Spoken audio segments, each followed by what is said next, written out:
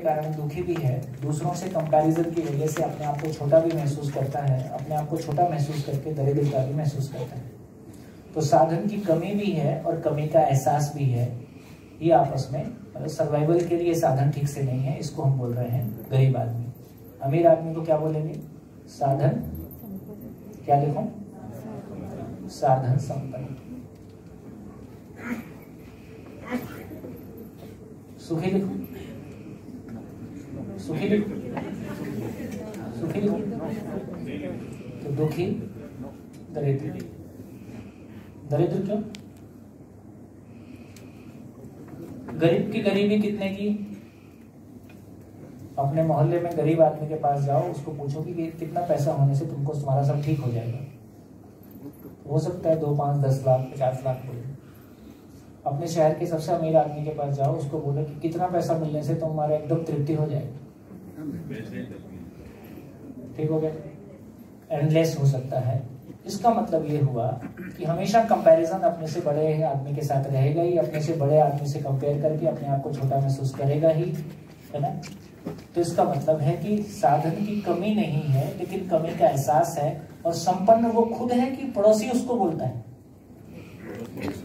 वो खुद साधन संपन्नता को फील करता है, तो दरिद्रता को फील नहीं करता। इसलिए वो स्वयं में ये मानता भी नहीं है कि मैं साधन संपन्न हूं। वो तो किसी दूसरे की तुलना में अपने आप को चींटी जैसा ही मानता है, वो चाहे कितना भी सही। तो इसका मतलब है कि बेसिकली गरीबी और अमीरी का इतना ही मतलब है, एक के पास सुविधा कम है, एक के पास सुविधा ज्यादा है। मानसिक गरीबी दोनों के पास है ना? इससे ये भी हमारी क्लैरिटी बनती है कि बेसिकली गरीबी और अमीरी दोनों इस धरती का बोझ है। समृद्धि क्या है? आदमी साधन संपन्न भी हो, सुखी भी हो और उदार भी हो। एक सूत्र है, जो जिसके पास है वह उसको बांटता है। कंफ्यूज आदमी क्या बांटेगा? सुखी आदमी क्या बांटेगा? दुखी आदमी क्या बांटेगा? अहंकार वाला क्या बांटेगा? चमका हुआ क्या करेगा? चमकाएगा। दबा हुआ क्या करेगा? मौका मिलने से दबाएगा। तो जो व्यक्ति कर रहा है उसको उसकी एक्टिविटीज को देख के ये पहचाना जा सकता है इसका स्टेट ऑफ माइंड कैसा है। तो जब मैं कॉलेज के बच्चों के साथ शेयर करता हूँ तो पूछते हैं कि सर ये पैसे वाले तो पैसा नहीं बांटते हैं।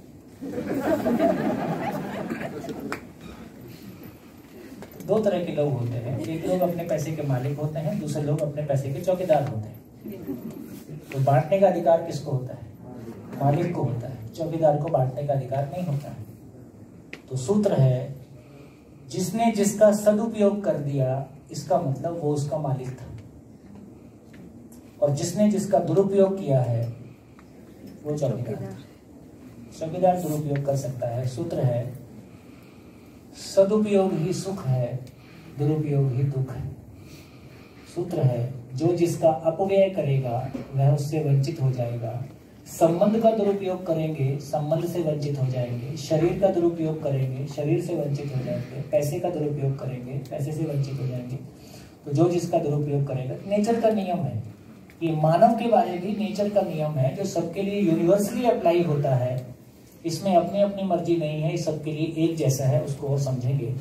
तो यदि ऐसा हो गया तो समृद्धि का मतलब है, समृद्धि का मतलब है अभाव का अभाव। अभाव का अभाव मतलब कमी की कमी हो गई, कोई कमी नहीं रही, आवश्यकता से अधिक होने का भाव। आवश्यकता से अधिक होने का भाव। देखो सारी स्थितियां कैसी हैं। हमारा घर कैसा होगा ये हम तय करते हैं। हमारा घर कैसा होगा ये कैसे तय होता है? पड़ोसी। तो मैं ऐसा घर बनाना चाहता हूं कि जिसके साथ में मैं एक नर्सिंग होम भी बनाऊं, क्योंकि मेरे घर से जब लोग निकलेंगे वो देख के बेहोश हो जाएंगे। और मैं बहुत उदार व्यक्ति हूं, मेरे से किसी का दुख देखा नहीं जाता है। मैं उसको उठा के नर्सिंग होम में एडमिट करूंगा।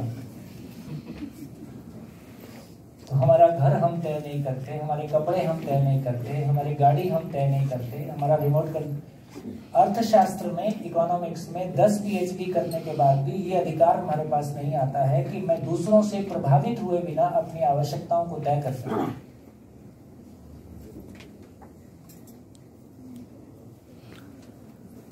ठीक, तो इससे ये समझ में आया कि बेसिकली जो बुद्धि वाला पार्ट है, जो विवेक वाला पार्ट है, वो खाली है ना।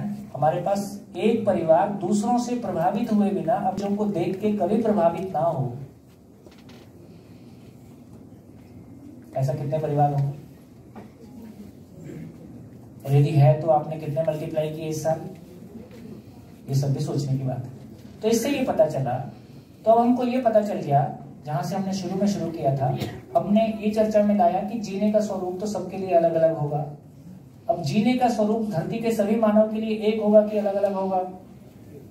के लिए जीने का स्वरूप का मतलब है कि उसके खुश रहने का स्वरूप, उसके सुखी होने के स्वरूप का मतलब है कि उसका स्टेट ऑफ माइंड, और स्टेट ऑफ माइंड का मतलब है उसका भाव और विचार हमेशा सुखदायी हो।